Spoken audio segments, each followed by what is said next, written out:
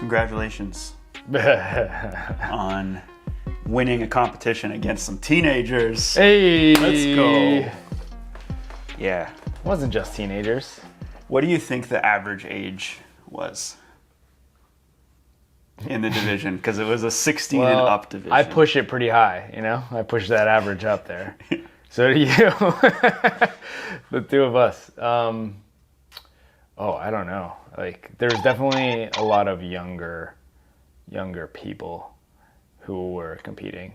And was it Gideon? He's like 17. So he's like seemingly their kind of top talent over there. Is he from Penticton or? Yeah. Okay. We're talking about the competition that we alluded to at the start of last week's podcast. Yeah. Yeah. Wait, did we talk about it? Yeah, okay. we did. Yeah. No, because I started the podcast talking about how worried I was about not being trained up enough.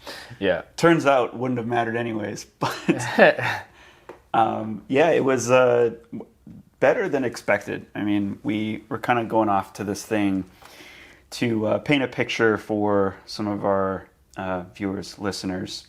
Penticton is a town, city below a slightly bigger town, city in the middle of interior BC. So it is a 4 to 5 hour drive away from Vancouver.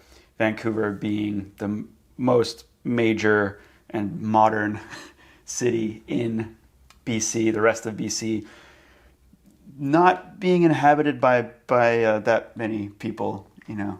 Yeah. Even I don't know the population of Kelowna is, but you know, if someone told me it was less than 1 million, I would not be shocked. Oh, I mean, there's not even 1 million people in Vancouver. True.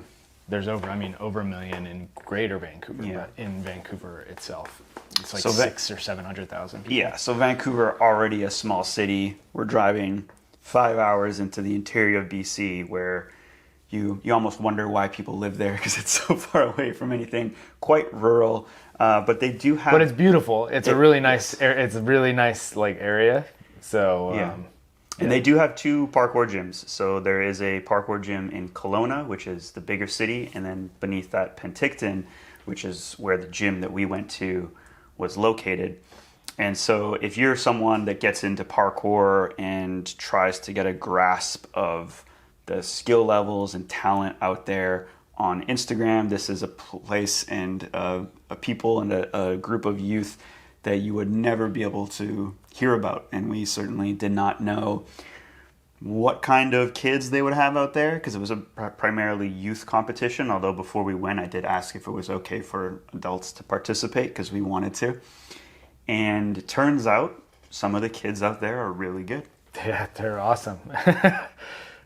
Definitely surprised by the level of their youth athletes.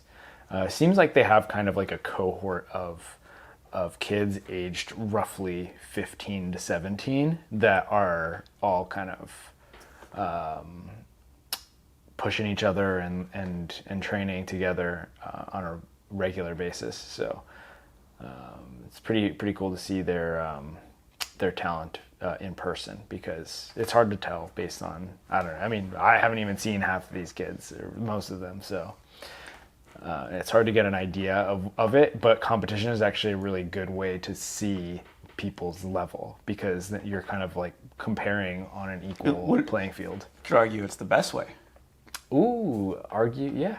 Because I think even when we started getting into the game of making the game, of making competitions, that was game of making the game. It's a good game. It's a great game. It's a game make. Go ahead, sorry. that was something that we would. I don't think we talk about it so much. Well, we do. I mean, that's what we get excited about. But I just remember the excitement back in the day, being around trying to collect these top names, just so we could finally determine, being only able to see in the past, like video versus video, who jumps further, who's more skilled, who has better commitment, and bringing them to an SPL competition was our way of being able to finally see Yeah. Right. And I think that maybe sits weird with some people that do parkour, but whatever. It's just something you wonder about. I think you can't help but wonder. You see, particularly like nowadays, on Instagram, you see someone do a big jump, and then you see another person do a big jump. This one has 1 million views. This one has 10. Probably more than 10, but but you get what I'm saying. And you wonder, like, how come this one is getting so much attention? And sometimes it turns out that this one jumper or one athlete with far fewer views, far less of a following, actually may be better at parkour. Well, it's interesting because we've seen it happen in our SBL competitions. Tim Champion is an example of somebody who came into our event not being well known at all. Like, he was a complete, just like unknown figure. Yeah, and we're talking 7 years ago. This was 20.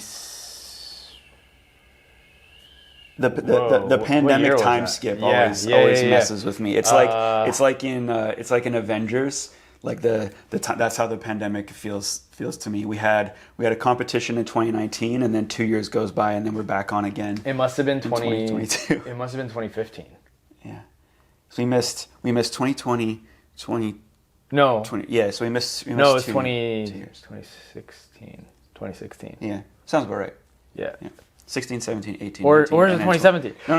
It's 2016. It's 2016 because he just this past SPL was his 5th win.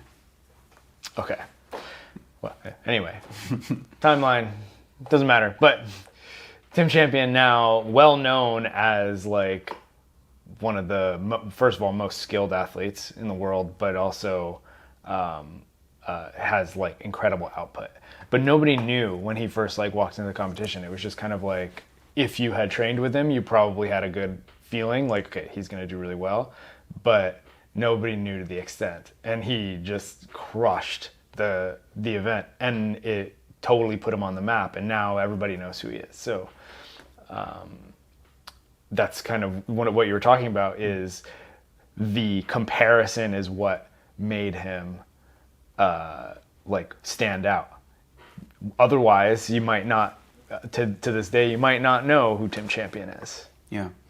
I think it's also why it's important too, and I think we're going to get to talking about some other events later in the podcast today. I don't want to go away from the competition we're talking about quite yet, but it's always great to see the athletes that have big followings put themselves into competitions, whether it's the organizers doing that, to try to get more attention or whatever.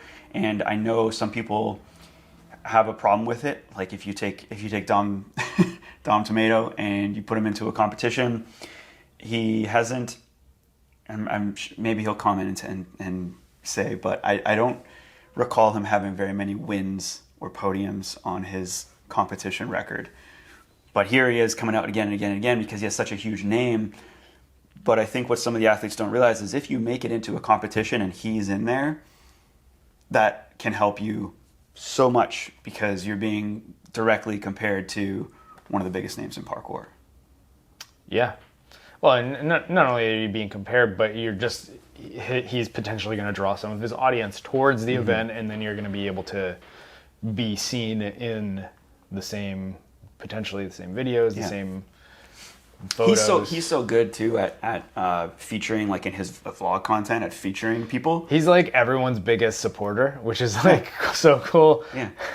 He's our biggest supporter. I mean, jeez. Yeah. Dom is a great person to have around because he's like always willing to like push people and also like promote them. Yeah. Which is super cool. But back to the event. Back to the event. Yeah. So I think one of the main things I wanted to touch on today was just kind of let's talking about our experiences with it. And for me, I feel like coming out of the competition, the last competition, I was able to, other than like the really silly ones that we do at the gym sometimes. So like we have like a Christmas themed one that I'll hop in and do a run for. 2 years ago, but the last time I actually went to a more sort of formal competition, that I, was really trying to do my best. That was 2015, and that was in Calgary. In 2015 was the last time. Was it not 2016 at Apex International? Oh, okay.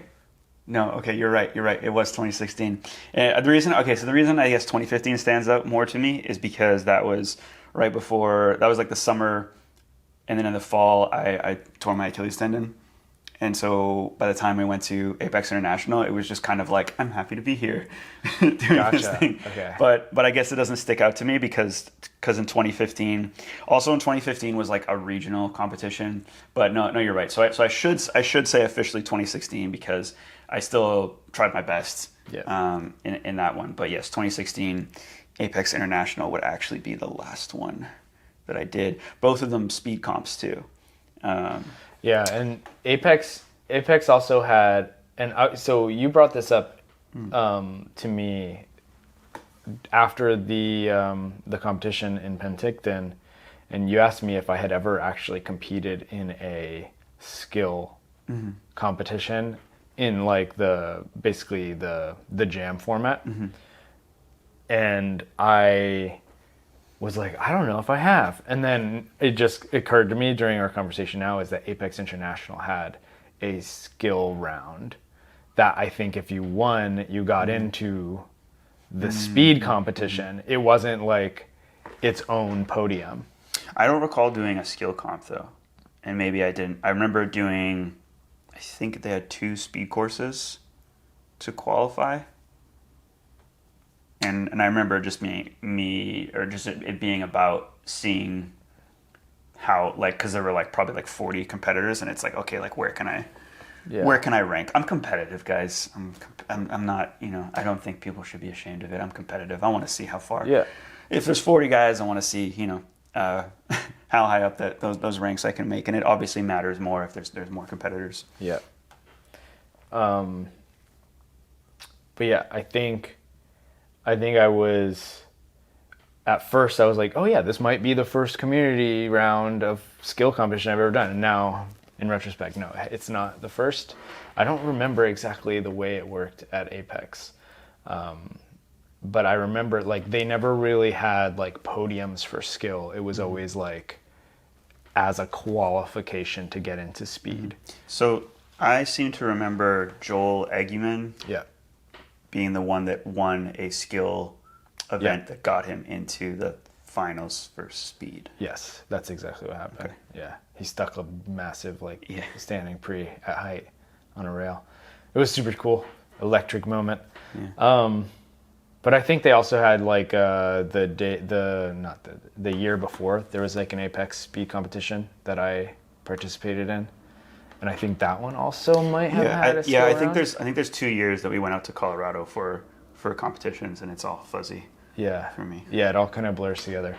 But yeah, it's been a while. Yeah. Okay. So this was kind of and again for me too, also the first time competing in a community round of skill.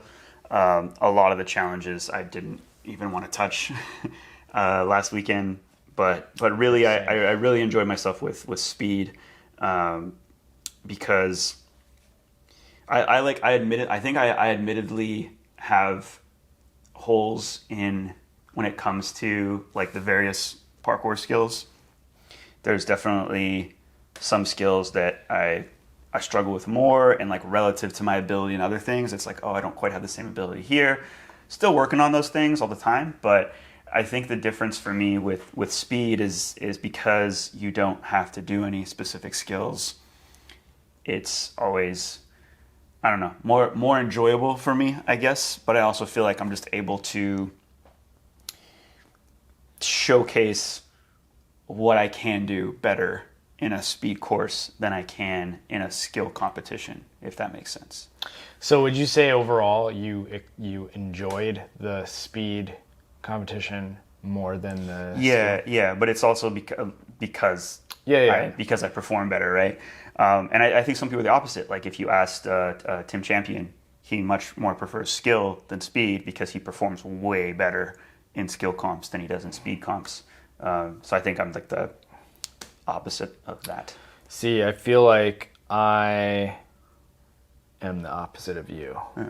But it's interesting because you do well. I know this weekend wasn't like great for you physically to do speed, but you've performed really well in speed competitions before. Yeah, but I feel like I don't know. Maybe it was just the weekend, but I feel like those days are over. I do really love speed courses. Mm-hmm. There's something about them that is really appealing, but especially that first speed course, it felt like not only did I not have the legs for it to like jump the gaps in the way that I wanted to, but I just couldn't handle the impacts. There was a very droppy kind of parts of it that was just like, I can't be stiff and rebound out of these. I have to literally put my hands down because it hurts otherwise. So that was annoying about it. And I was like, okay, I'm dropping out after my first run because it just wasn't worth it. And there was no chance. I didn't have any chance of like doing well in that speed course well enough to get into the final round. But I really like the skill format because I can kind of walk around and pick and choose where I want to focus my energy. And then I love problem solving. I mean, there's a lot of problem solving in speed for sure, but a lot of there's this individual challenge problem solving that's in the skill challenges, and there's a gamification of like, all right, how am I going to strategize, like which ones to do in which order, and like how am I going to work on this one? Do I have to stand in a line to get this one done, or that one over there doesn't have a line, but it looks grim and I don't want to try it. So there's like a strategy element there. But yeah, I don't know. There's strategy and speed as well. Yeah, I think one of the things about skill comps, I think that's also less enjoyable for me is the fact that someone else is setting the challenges, whereas if I go out and jam, I get to, and that's also a positive. So it's just like kind of like a love-hate thing, I guess, because on one hand, you go to a skill competition and someone is designing the game you're about to, but like in a very boxed in way, like in a very exact way, like you must do these challenges performed exactly this way. That is how those competitions work. And so you're kind of just like trusting that the designer is going to set the right level. And I actually think they did. I think they did a great job at this particular competition. But the thing that I dislike is that there's some challenges where it's just like, I don't like the way this isn't something I would enjoy doing ever outside of, and there were only like a couple that were like that, or so one sticks out is like they had this really tiny jump challenge. It was the tiniest jump, and you just had to jump around this corner without touching like this pillar. I never got it, and it was this weird thing because there was definitely a technique or a beta, if you will, to doing it that you were trying to help me out with after the comp, but then everyone was like all the kids were lining up to do it because it was kind of a thing where actually if you're below like, I don't know, 5 feet tall and you can jump, it's actually probably easier. So it's this weird thing, not to say that some big guys didn't do it, but that one was just kind of felt like a bit of a slap in the face, so to speak, because like I would not enjoy that. To me, that's like, it was like almost like the quintessential geek parkour move. Yeah, but there's also, okay, I agree. It was like visually it looks stupid and like it's annoyingly hard, and like you need, like it helps if you're smaller, but there's also equally on the other side of like other like jumps or challenges where it's like that's so big that it's just gonna hurt going for it. Yeah, so the other end of the spectrum, there was a huge cat leap. Yeah. And I really like cat leaps, and I looked at it and I was just like, no, I don't. It looked gross. Wanna, I just didn't want to send it. Yeah. It was high level, and it was definitely like definitely set in a way that's like, okay, yeah, like the like highest, like high level guys could do this, but it was that was also a slap in the face. Like, oh yeah, you want to like potentially hurt yourself on this massive jump, like here's a capstone challenge in the middle of this. Yeah. But again, and it's also something that we try to do with SPL, where we do try to hit that spectrum. I don't think we don't do anything like that little jump thing. That's true, yeah. Because that one just felt silly. But I mean, at a regional level competition, it was still appropriate, I guess. It was fun for me because I flashed it and I was like, oh yeah, I got it. I didn't know you flashed it. Yeah. So it surprised me. I bounced it like 15 times. Yeah. I just kept going because it wasn't even fatiguing. It was just So it was just like, damn it, go around again. Dang. This is so weird to explain in this format too, because without seeing what it is, so I don't know. Stay tuned. We're gonna have a vlog of the competition eventually. Eventually, yeah. Yeah, I was genuinely surprised that like they called me up for the tiebreaker for first, because I was just trying to go around collecting the challenges that I like could do, and then I got to the point where I was like, okay, now I'm down to a couple challenges that if my knee felt good, I would go for, but I don't feel good, so I'm just not going to, and I'm just gonna rotate between them and see and just look at them until the time ran out. But it was a rumble. Sorry.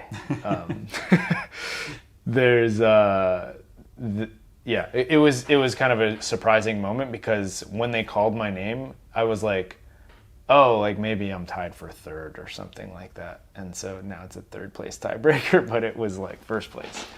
But what was actually super interesting, which I didn't find out until way after the fact, so Silas and I tied for first, and we had to do a tiebreaker. But out of all of the challenges that were set that we went through, there was only one challenge that both Silas and I did. Every other challenge that he hit, I didn't touch, and every other challenge that I did, he didn't touch. So it was like this really interesting spectrum of like, you could have a first and a second place where there's almost no overlap, like barely any overlap in the actual challenges that were done, which demonstrates a vastly different skill set. I think the fact that they had, was it 12 challenges? 12, 13? It was like 14 if you include the bonus. There was a 14. bonus challenge. Yeah, definitely easier to do if you have more. Because I think that's one of the criticisms too that we get with SPL is we'll do a community round that has 9. We'll try to fill in with the other rounds, and so we have 5 challenges in the next round, 3 in the final, and we're trying to touch on like every type of popular type of skill that you see throughout the year in the world of parkour. So it's hard to please everyone with what and also admittedly too. A challenge that shows like some output that clears a gap that has like some airtime just registers way better for audience viewing than one that does not. So it's tough when we get to that like pro level. That's the other gap that we're trying to bridge, which is like making parkour look cool to a viewer. Yeah, because I think some people in the past have criticized like, oh, all of the challenges are for people with like a lot of power, and it's like, well, to an extent, yes. To an extent, that's very true. But it's also because it's just way easier for someone to watch and comprehend that than to have them do, I don't know, a tiny jump around a corner. Tiny jump around the corner. Yeah, exactly. While that is a very skilled movement, without touching the wall, it's like the wall is doo doo. It doesn't sell as much. And actually, that's one thing. Is so like they showed us videos of the challenges being completed by the challenge setter, Luke Sabal. And as I'm watching this for the finals, I was like, oh yeah, that looks pretty easy. That looks pretty easy. I could do that. I could do that. I could do that. And then I go around and look at all the challenges like physically in person. I'm like, whoa, that's way bigger than I thought. Whoa, that's way bigger than I thought. And Luke made them all look really easy in the videos. But upon inspection, it's like, this is going to take a lot of tries, or I'm not even going to touch that one because I can't even begin to like start it. So I think that actually shows how good Luke is. Yeah. Like pretty he's a pretty impressive athlete. And he is a SPL finalist. Yeah, I mean, that wasn't even his most hench stuff that he's done in that gym either. Yeah. Just gonna, could you imagine if like Dan DeWinter was like a challenge setter? Yeah. At Hal 5? That would suck. Yeah. But yeah, so like size and scale sometimes doesn't even sell on video, right? Mm-hmm. So like, unless you're like looking at it in person, you don't really get a sense of how big things are. But yeah, I really enjoyed myself. It's because low expectations yields like a very high reward, right? So like I went into it like I'm probably not going to compete because my knee sucks, and training and we had just finished like driving for 5 hours, and it's like, all right, get out of the car and then like jump into this competition. And then I was like, you know what, like I'm here, like I should just enter and do the best that I can. And then it's just like, just low expectation from the start. It was just like, oh, I'm actually like completing a good number of challenges. I feel good about this. Yeah. Like I'm probably not on the podium, but I got it, like I got some challenges that I wanted to. And then it's like, oh yeah, you came in first. Super weird. Yeah. Round by round, it was. So what I wanted to talk about was just kind of like the growth experience, I think, that happens when you do a competition. So my experience, and you probably have a little bit of a different experience than me from this past weekend, but I come out of the weekend feeling like I increased my mental ability. And I think that happens every time I get the opportunity basically to enter a competition. And a similar thing actually happens with travel, just as travel in general, like go to a jam. Assuming you go to the jam and actually train and try to do challenges, or go to like a different scene and train with people and try to do challenges, because sometimes you'll tend to gravitate towards what the other people in that scene are doing. Like I very much felt like just having the trip that I just went on to Brighton, where I just got to train with a couple, like the 5th unit guys, a couple of like pariah clan guys, not Storror, but I got to meet some of those guys, and as I'm saying this too, like they're not, Storror is the most notable team out there, but there's tons of talent also in the Brighton area of guys just training all the time. And I was sitting on the sidelines for most of that trip, because I was just coming off of like this period where I was trying to avoid jumps to try to see if I could rehabilitate some jumper's knee. And then I was just trying to get back into it. But I think just being around people and seeing like, oh, these guys go up on rooftops all the time and they do roof gaps all the time. I don't do that all the time. That there's few and far between opportunities for that. And so I think just kind of like going to another scene, seeing the level there definitely helps. But competition, I think, is just another, I don't use the word level again, but another level of that, because you're being not really forced, but you're being put into a position where I can talk about like the first round of skill we competed at, where there was like one challenge in that round for me, which was like this tack so you had to tack this overhang bit, this like precise overhang bit, and then it sent you back into a cat hang on the thing you took off of.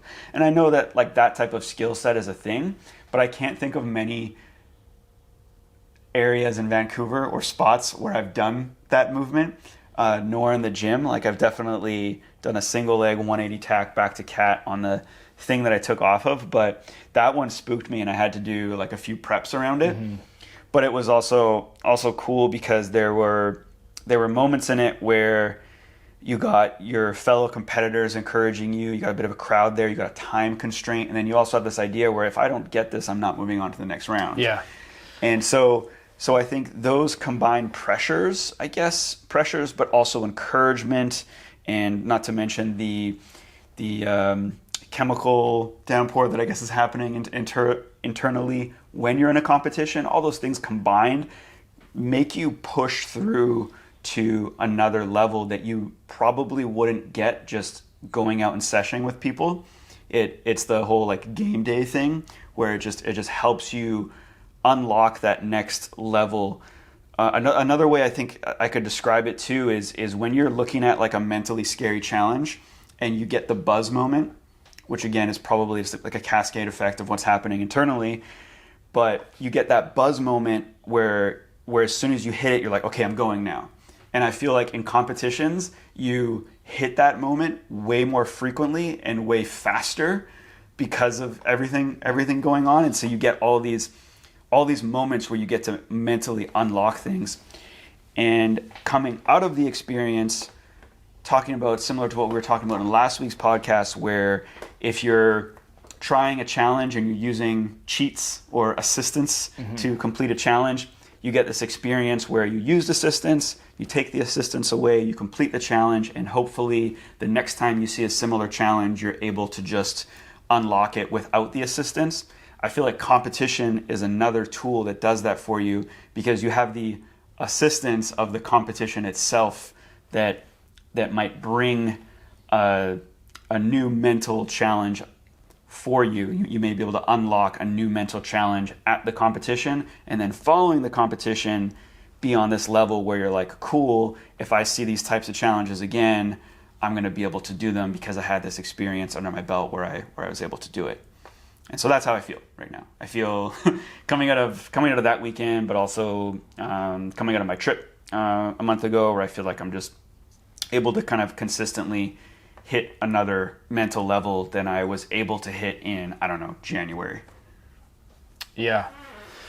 Yeah, I feel like I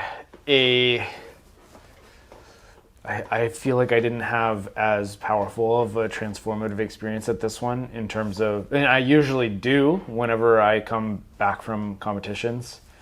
I feel like the reason why is because out of all of the challenges I completed, there was only a couple of them that were like scary, and then the ones I didn't complete were terrifying. So it's like, you know what I mean? Like I didn't get like the ones the ones that would have given me that effect, I didn't break through. And so I didn't therefore like grow as a result of it. But I do agree, it's like there's such a really valuable element to like the time pressure of like, well, you got to do this now or you're not doing this. Whereas like you said, if you're just out seshing, it's like the closest thing that comes to that is you call a friend over to film it, you know, and then it's just like, oh, well, now I have to. Yeah, it's added pressure and encouragement. Yeah. So, but outside of that, like when you're in a competition, it's like, okay, well, there's only 2 minutes left. I have to do this now, or I don't get a chance to do it at all, and I have to walk away from it. So it's like you have to make the decision: are you doing it or are you not? And you have to actually commit to doing it in that moment, because otherwise you have to walk away. Outside, you can walk away easily. It's just, oh yeah, okay, I'll come back to this another time or whatever, right? You give yourself the out, and you might still make the decision to do it, but you have this way longer time horizon of like, okay, I can do this now, I can do this tomorrow, I could do this next week, I could do this in a month from now. But the time horizon in a competition is so short that it forces you to like, okay, you decided you're going to do it. Well, now you're going to put your money where your mouth is and you're going to actually do it. And there is a lot of growth that happens there. And I feel like there was like the bar strides at height were a bit scary for me to go for, but it wasn't like that, like that high level of like fear that I unlocked and broke through. And then I think the other challenge that was scary for me was the Kong plyo off the rail to the, just because it's like, oh man, I haven't done a big Kong in a while. And this was actually like the challenging thing about doing the competition, and where I felt like I didn't compete at the level that I feel like I could have done, was that I haven't done big things in a while. I haven't done big things in a long time. Like I haven't done a big cat back. Like I can't remember the last time I did a big cat back. And so it was annoying me that I wouldn't get myself to go for that cat back to the railing, because it's like I just don't know what it feels like to do a big cat back. But it was what was really great about it is the growth experience that I did have was that it's like getting back into doing hard things, whereas like I've just been rolling on stuff for the last like couple years basically. So because it's low impact and it doesn't involve like me being doing stiff landings or big stuff. So yeah, I guess one of the other things that I made it more of like a profound experience for me too is the whole like knees test, where like I know I went through this again because I went from like, okay, I had an operation on one knee, was able to do a little bit last summer, and then towards the end of the summer or into the fall I started getting jumper's knee on my other knee, and so I'm like, okay, cool, I have to remove a bunch of things from training. And recently I've been like adding those things back in. I wear a band around the patellar tendon, which I'm eventually going to make a video talking about because I get a bunch of questions about it.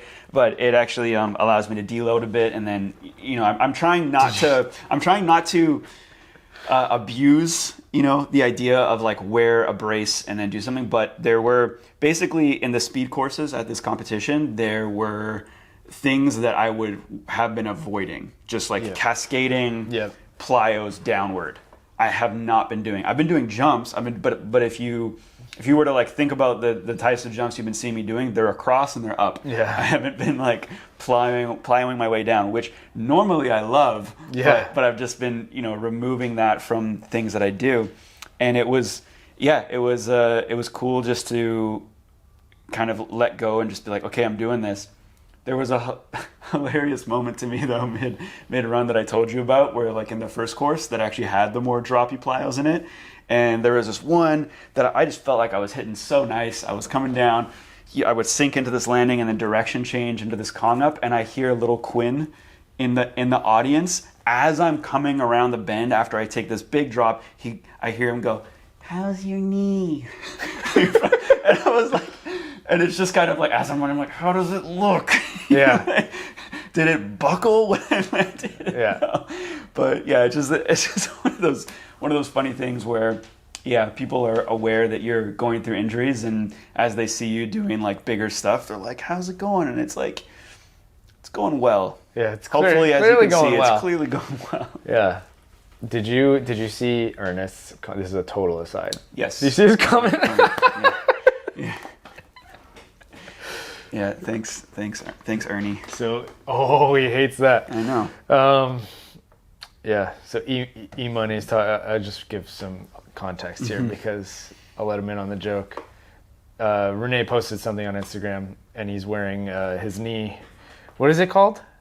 It's a strap or a band. Knee strap or band?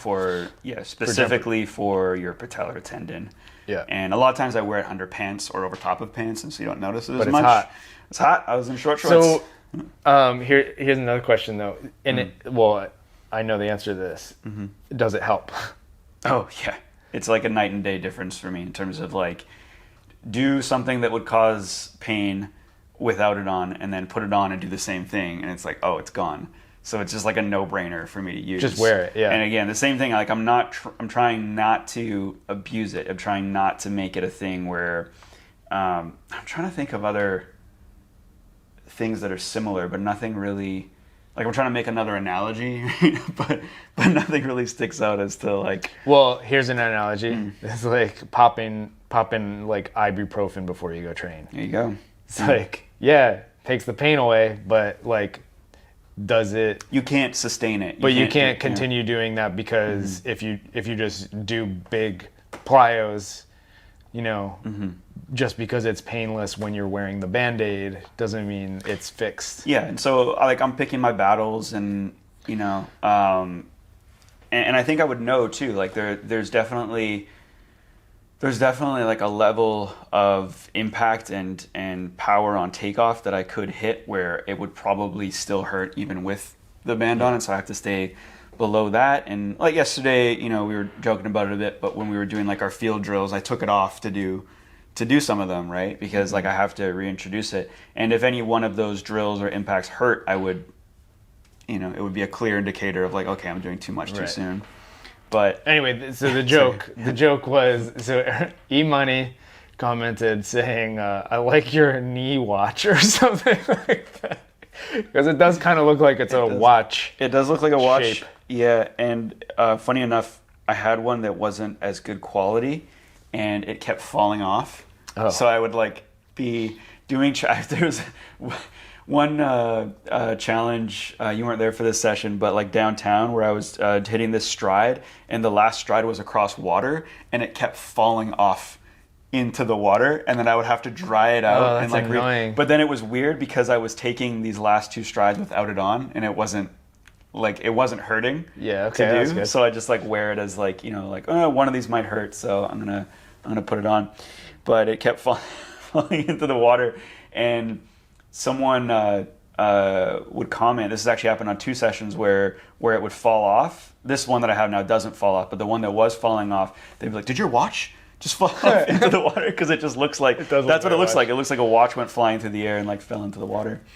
So, not a bad observation. I should probably get back to him and let him know what's going on. He probably knows though. I don't know. Do you think he actually thinks it's a watch, or? How would you check the time on that? Yeah, it's kind of annoying. It's kind of annoying having patellar tendon pain. Yeah. I feel like my pain is more annoying.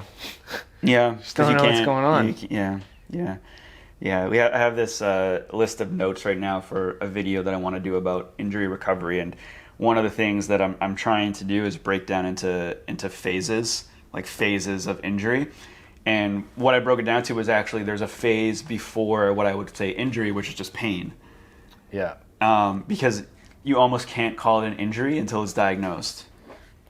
And so you're just in pain. You're just like, I have some pain in this area. I guess you can call it injury, an injury, but like you understand what I'm saying. Like there's a phase where you're just in pain, and you can't even. I guess what I'm trying to say is you can't begin the recovery period until there's diagnosis, or at least some sort of solution where it's like, oh, this is giving me relief, and so I can keep doing this, and eventually it's going to recover. That's the annoying thing about mine is like I had tools that would give me relief, and it was like, cool, this is like I'm able to manage this now, but then that stops working, and it's like, okay, well, like I don't know what to do anymore. Like, do you want to describe your symptoms so we can get some comments? Like, give me some armchair physiotherapy. Yeah. No, I don't want to. No, we don't want that. It's pain during some landings. It's pain during some takeoffs. And it's not located at your patellar tendon at all. It's not at all even close to the patellar tendon. Or in the joint. It's a different. Or in the joint. Different tendon entirely. It's a tendon, or it's muscular. Yeah, let us know in the comments which tendon do you think is being affected. Yeah. Take a guess. Give me your guesses. So,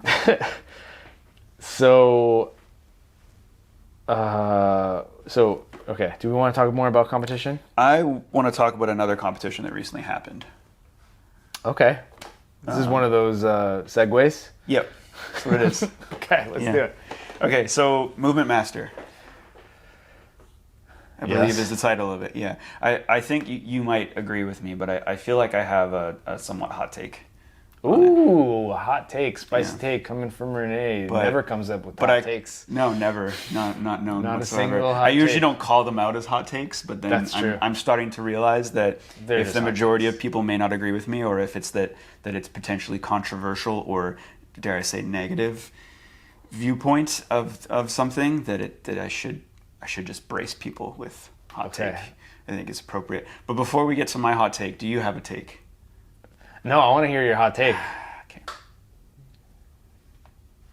Okay, so the hot take is I am somewhat let down by the fact that every time there's seemingly like a one-off type of competition, it seems like it's not actually a competition. It seems like it is just something to showcase the most banger type things you can get done, but it doesn't do all the things that we just explicitly talked about that happen in competition, such as like the rise of an unknown athlete or whatever. Because this one in particular was like, invite out all of the biggest known style competitors and then set up this format that no one really understands, but just doesn't matter. Like, does it matter what the format was for Movement Master? Does it really matter what the format was? I'm going to say it doesn't matter. In my opinion, it doesn't matter what the format was. It's clearly like the point was, all right, each day the challenge is try to do something crazy on this setup, and we're going to kind of put some rules and some scores, but they're pretend. Those are pretend rules and scores. I'm talking like Chael Sonnen right now. But that's, you wish. That's what, yeah, no, I wish I had his delivery. He's amazing. But anyways, it just feels like it wasn't, and it's not to say that I didn't like what I saw and didn't like what, came out of it, but I feel like it's just not a competition and no one really cares who won. Who won? You know who won. I know who won, but... everybody could have guessed who won, like, as soon as the names were announced. Yeah. So, wow. That was not only a hot take, but it's super true. Yeah, I agree. Like, I was actually like, I thought you were going to be like, oh, well, it was stupid. And then I was going to be like, no, it wasn't that stupid. It's not stupid. It's kind of cool. It's like Red Bull. Can I say it also? It's like Red Bull last year. Like Red Bull Art of Motion that apparently wasn't Art of Motion. And there's this weird stuff. And it's like, well, maybe it's not a competition. Maybe it's just a showcase. And maybe it should be more about that. Because it almost seemed like the Red Bull Art of Motion was just like this. In another, had they filmed it differently, it would have fit in nicely as like a fun reality TV show where you get points each day and don't get voted off the... Was it an island they were on? No, they weren't on an island. They were somewhere in Greece. I think it was an island. Yeah. So it's like, it just could be this fun thing where you make up points and challenges and stuff, right, and don't get voted off the island, and we have all the best athletes in the world here. And this kind of felt similar, where it's just like, okay, we have kind of some attempt at making a competition format, but it's mostly just for fun and to get exciting things done. And at the end of the day, cool content, cool clips, but we don't really know who the best style athlete was. Okay, here we go. Okay, here's the devil's advocate. Right. Do we need more competitions that are fully merit based? And now, this is a rhetorical question. Mm-hmm. You don't have to answer this, but I guess what I'm saying is that... I'm going to answer it. Stop answering it. I don't want you to answer the question. It's rhetorical. It's rhetorical. Okay, here's the way the why I'm framing it this way is because you're right. This was a showcase. It was invite some of the best athletes in the world to do really crazy stuff, they're all popular, or at least most of them are. They're going to do banger stuff. You're going to get awesome Instagram clips from it.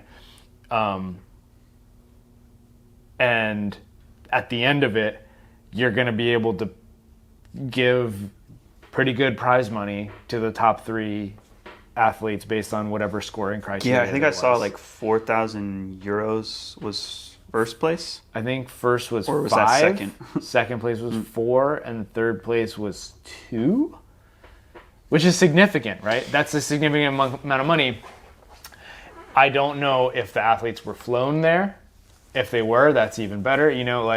So you're taking this concept of a professional level like parkour competition, and you're basically providing an opportunity for these athletes to, one, potentially podium and get paid.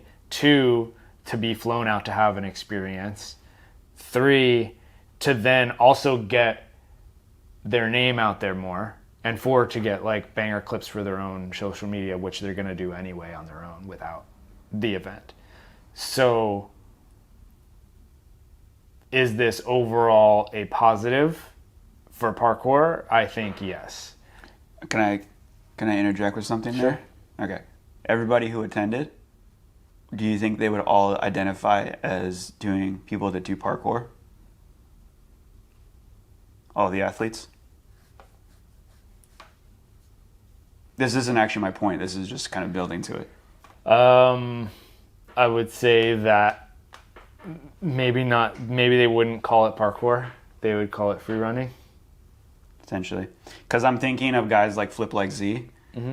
And Z, I know. Z says he does parkour though. Like he does? Will, yeah, Okay. yeah. Like he does parkour lines all the time. But yeah, he also does just flips.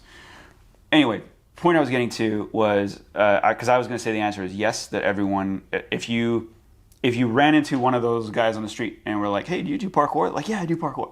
You know, just because it's like it's the easiest term. Sure. It's the dominant term beyond flips, free running and stuff. It's still the dominant term. It's called Movement Master. And I don't believe there's a subtitle there of like Movement Master, like parkour. So it's just kind of like muddying the waters more of like, is this good for parkour? I don't know. Maybe a little bit. Does it even matter? Is my point? Probably not. Probably doesn't matter. Probably does nothing. Okay, so I hear what you're saying, but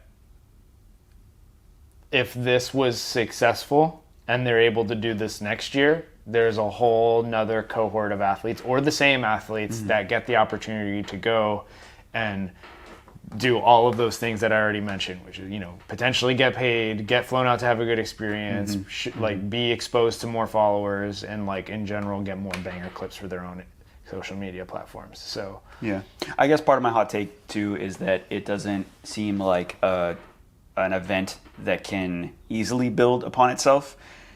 It's really hard to say what brands get out of, because I don't know what brands are even backing this event, which is also a bit of a problem.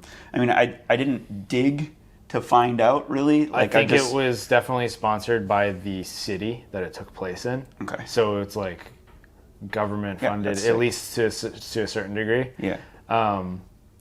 Which is great. It's like it's an it's more opportunity for parkour athletes. I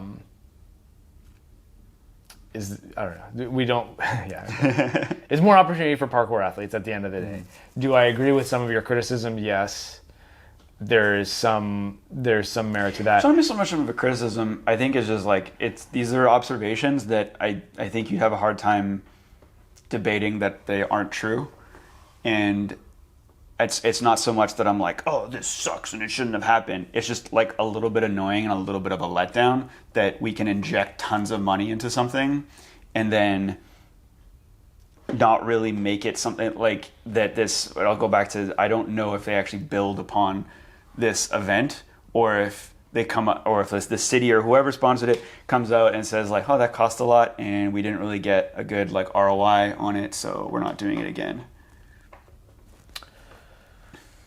Yeah, well, It's hard to say. It depends on what their goal of the event is. Is their goal is their goal to get more people to like visit the city? Like I don't know if that's like, I don't know what incentive a city has to fund these types of things. It doesn't, like, I think it's like maybe a tourism play. But yeah, overall I think I'm pretty like overall. I'm like on the side of like, it's cool that it happened. Does it actually tell you who the best in the world at style is? No, but it is more evidence that Ellis is. It does stack some more in his favor. Were all the people invited deserve to be in attendance? Like, I don't know, probably not. Like was social media the only factor in like contributing to it? I mean, we're guilty of this too with SPL. Like, we've definitely invited people who didn't necessarily have the merit towards the event, but just because they were like popular at the time or whatever. So, I mean, that's really how the North American Parkour Championships started, is like, we didn't have any previous events to go off of. In fact, we didn't really have much parkour competition at all. So we were just like, okay, let's invite out the best athletes that we know of. Many of them have good social media followings, and although it was kind of before like the real like virality of parkour social media. Yeah, when we did the first NAPC, it was more about who we knew were the biggest names in North America, and then trying to see if we could get them all to come to an event to compete. And I think we did a pretty good job. Yeah, we did. But yeah, it's kind of like what Movement Master did, right? They're like, okay, well, like, let's see if we can get all the top names to come and then put on this event and see, and out of it, we're going to get awesome clips that are going to go viral on social media and promote the event itself, and then the city of, I don't know the name of the city. I don't want. Guess it didn't work very well, but anyways, I just don't want to mispronounce it horribly. Okay. Oh, so like you kind of have the spelling. Okay. I don't know what the city is, and like I said, I didn't do much digging, but I feel like I shouldn't really have to. I feel like it should be kind of more available. Was there a live stream for it? Like, I don't mean like a social media one. I mean like a. I think if anything, there was a social media live stream. Okay. So, anyways, I guess the butt of my hot take more is that I guess I just feel, as someone in the parkour scene, in the parkour industry, who's heavily invested, it always feels like a bit of a letdown when this sort of thing happens, where it's just like seemingly a one-off event that a bunch of capital gets injected into, and we can't seem to do a better job of pointing it to parkour, because parkour is not really in the title. It's not really heavily featured. It just kind of seems like a great opportunity for the athletes involved. Seems to serve the purpose of the brand, but I wish there were, and you know, maybe they were. Maybe there are some people working behind the scenes that were really pushing, like, oh, can we make this a little bit more about parkour? But at the end of the day, I just come out of it feeling like this sort of bittersweet thing of that it was a great showing. There were some cool things that went down. Really cool things that went down. But at the end of the day, it doesn't really seem to point to parkour as much as it could. Well, yeah, and it doesn't seem like it's going to. It doesn't seem like there's much to go off of that it would happen again. Yeah, we don't know that, I guess, but it does seem like it probably is just a one-off. Put a wager on it? Thing. Oh no, I don't want to do that. I'm not a gambling man. So yeah, I don't know. Like maybe the title Movement Master is like an attempt at appealing to just a regular person, and then they would happen to come across a they would happen to come across it and be like, oh, like what these guys are doing is crazy, and then they would be like, oh, this is actually called parkour. I found it through because I had this whole experience, and now I'm like, yeah, I don't know. It's just like parkour. Kind of going off of what we were talking about when we were talking about skate. That was a fun social media experiment. But anyways, when we're talking people about on the internet are mean. We were talking about it, and I was talking about, you know, how big parkour is. I think if you have a command of the English language and you're not a boomer, so you're younger than a boomer, you know what parkour is. You know the word parkour. Yeah, that's likely. And then, but honestly, even boomers watch The Office. Yeah, but what I'm saying is you don't need the word movement then. You can just use the word parkour. And it's also what I have against, I mean, you shows too, like we have against Red Bull free running. It's like, nah, make it Red Bull parkour. Maybe there's some sort of politics behind that, why they can't use parkour, but like the term free running is dying. It truly is. It truly is like falling out of favor. And Tempest free running. Yep. The old guard is holding on to it, you know, and the you know, the Ed Scotts that like to refer to themselves as free runner because it's the better noun, right? Like free runner is a better, just an easier roll off the tongue than parkourist, or parkour athlete. You know, free runner is just kind of like an easier thing. Trasseur. But it's like, hey, we're parkour athletes and free runners. I don't know. Anyways, that's the whole other conversation that we keep having. I don't want to have it again today. But leave a comment below. Tell us once again. Yeah, I'm largely in agreement with you that we need to stop shying away from the term parkour. Mm-hmm. But yeah, and I think, I mean, you said they weren't criticisms, but I think they are criticisms. I do roughly agree with your criticisms about the event, but I do think overall it's a positive experience, and therefore, you know, I hope it does happen again. Yeah, no, it's like, I hope Gizmo style battles happens again. I hope Kings of the Concrete keeps happening. I hope Movement Master, although work parkour in there somehow, keeps happening. Kings of the Concrete isn't a part. It doesn't say parkour. No. Yeah. Neither does Gizmo style battles. Well, yeah, I mean, Gizmo style battles is kind of a thing. Do they say free running though, or is it just who? Gizmo? Is somewhere in the description? It's called Gizmo style battles. It doesn't say, it's not Gizmo parkour style battles. Yeah.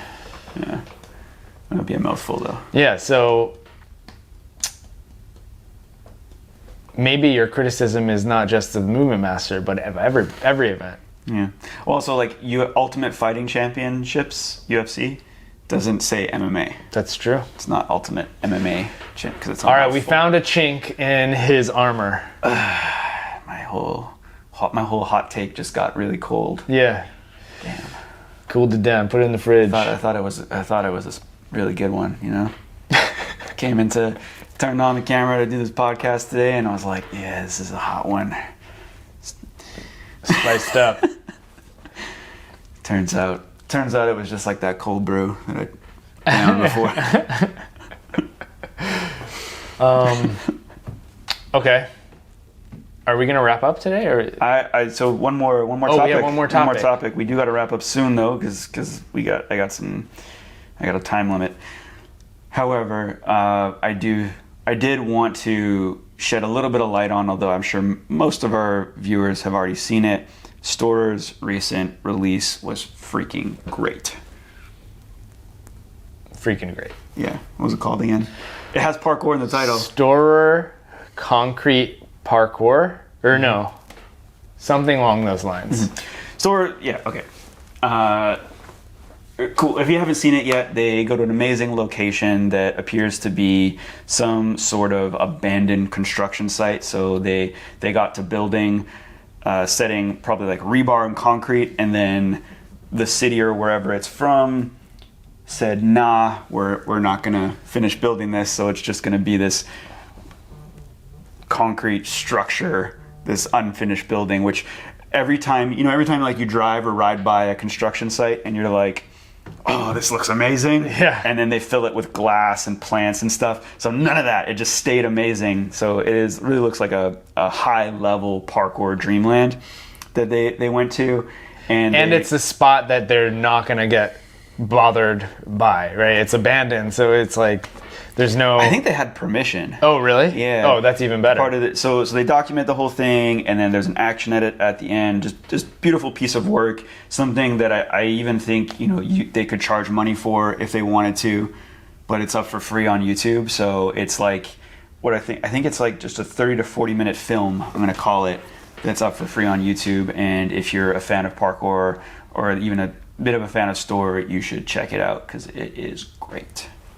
Yeah, unfortunately, I didn't watch all of the vlog section, but I did see basically the action edit at the end, which I think is actually a really cool way to structure a video. Is this whole vlog element of the documentary style of hey, we're working on these lines. This is the location we're at, and then at the end you get to see this really polished looking edit, which was excellent. It was really good. Yeah, it's kind of what I'm thinking. I've done something similar before. Storror has done this actually multiple times, and yeah, it's a great way to put together a vlog, because throughout the vlog experience, you're seeing preps, you're seeing fails, you're seeing wins, and then just as like a wrap up at the end, having basically all the wins together is really cool.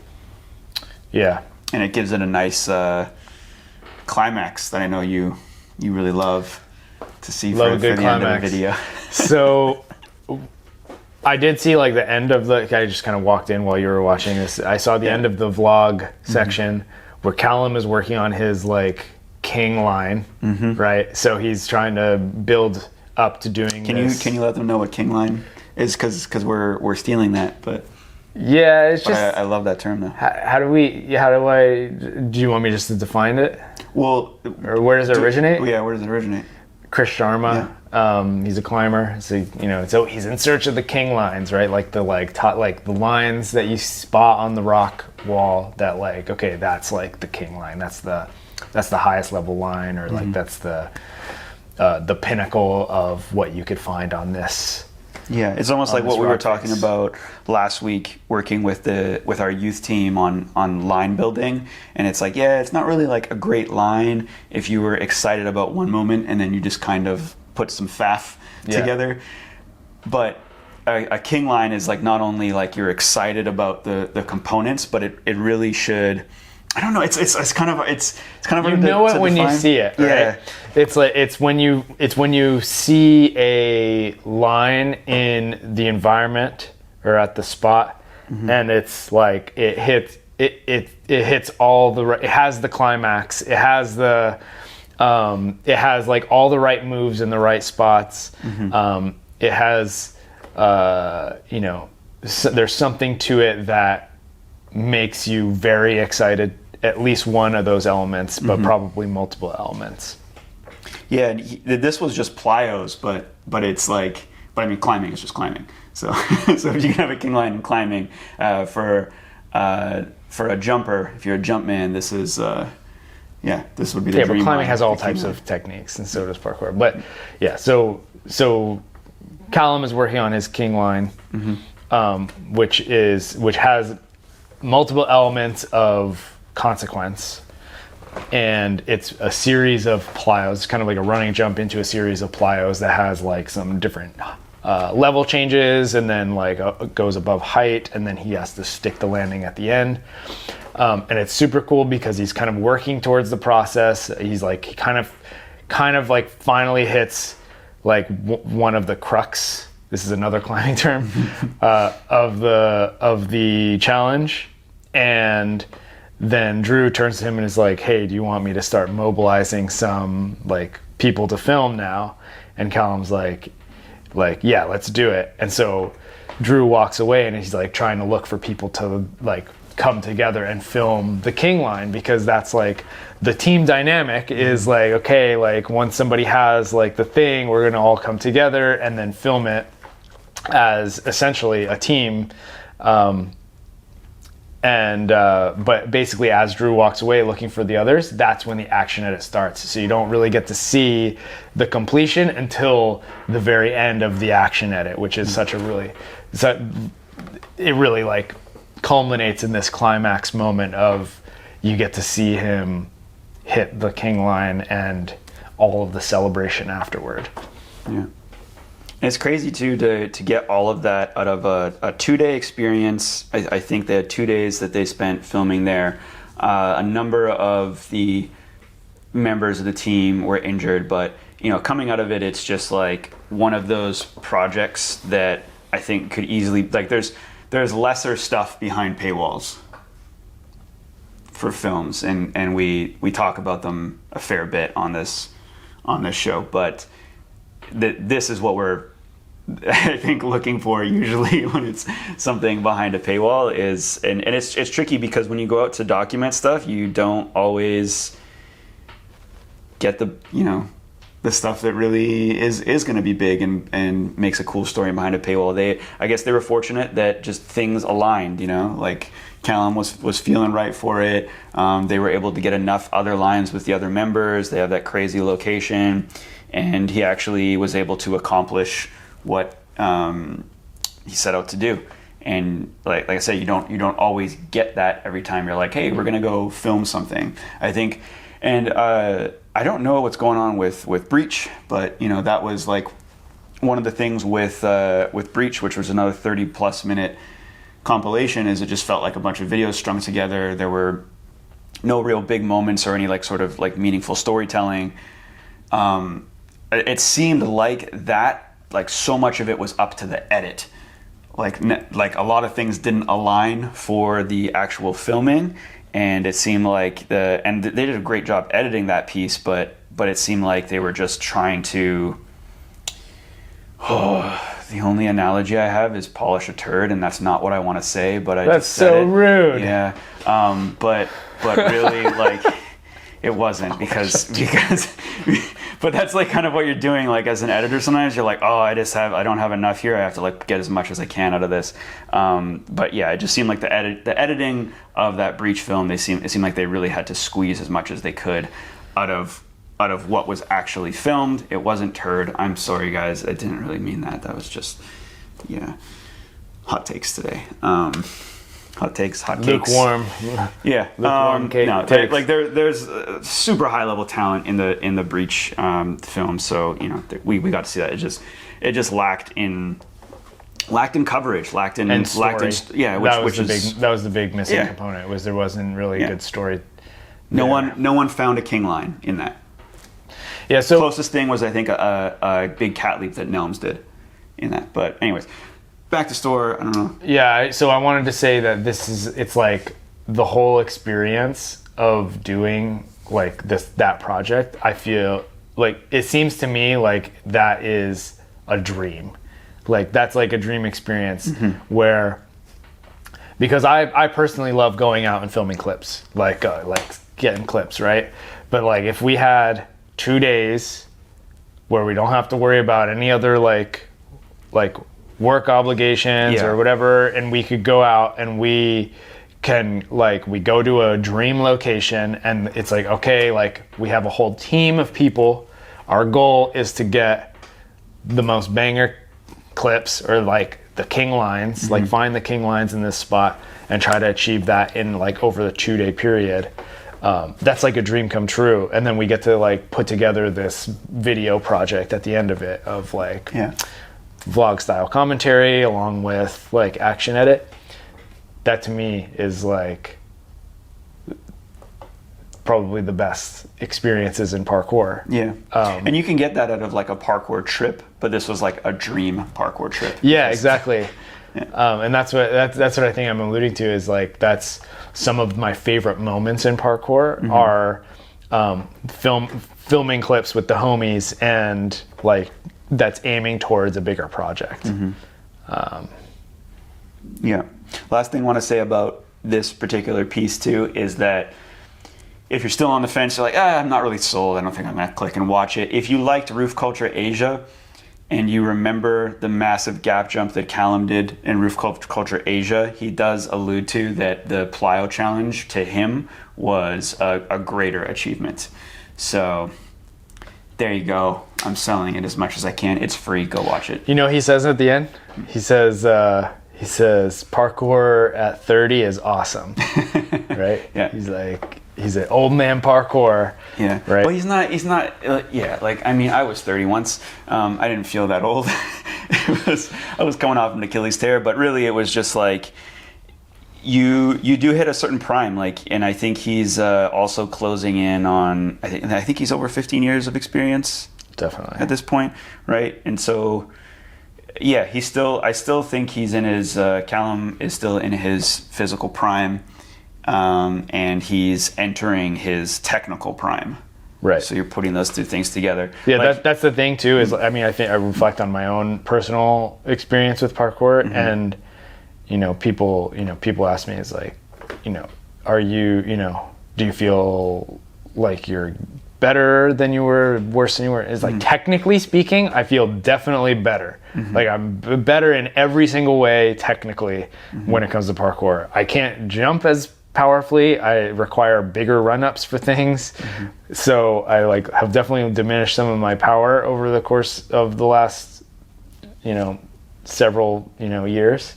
But technically speaking, I'm definitely better. And then, like, in some things, I'm mentally way better. In other things, I'm mentally worse. And that just has to do with, like, how much power I actually have in my reserve, and also what I've been working on for the last few years, which hasn't been the same level. So I think what Callum is experiencing right now is technical prime, as you said. But he's also, like, probably experiencing some mental prime, and he's also just, like, a very powerful jumper. And so hasn't really lost much of his output over the course of his tenure. Yeah, the mental improvement is an interesting one too, because, well, like for me, 37 now, and I have baggage. Like, I've been through stuff. Like, I've got hurt and had to build back, and so mental is a bit iffy, where because you do have to rebuild that after injuries. But assuming you don't have a lot of experiences like I've had, you can still, like, build your mental too, just as much as your technical. I think some people get in the idea where as you get older, you're, like, more thinking about, like, self-preservation. Waste of time.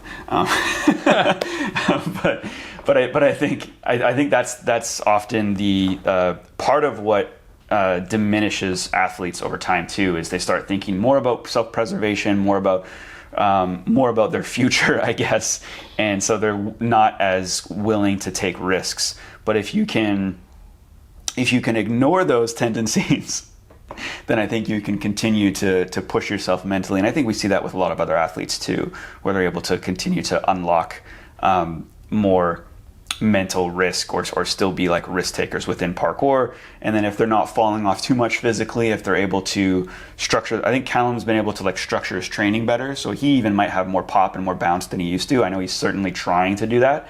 So that plus the technical proficiency, and then if you're still able to get yourself to take risks, you can your prime can be, like, well into your 30s. Yeah, I definitely agree with that. All right, I gotta go. Time to go. Thanks so much for tuning in. Please like, comment, subscribe, do all the things that help us reach more people with this podcast, because that would be really great, and we can grow parkour more. And there's not a lot of clips happening in this conversation, but hopefully you like hearing us talk. So thanks again for tuning in. We'll catch you in the next episode.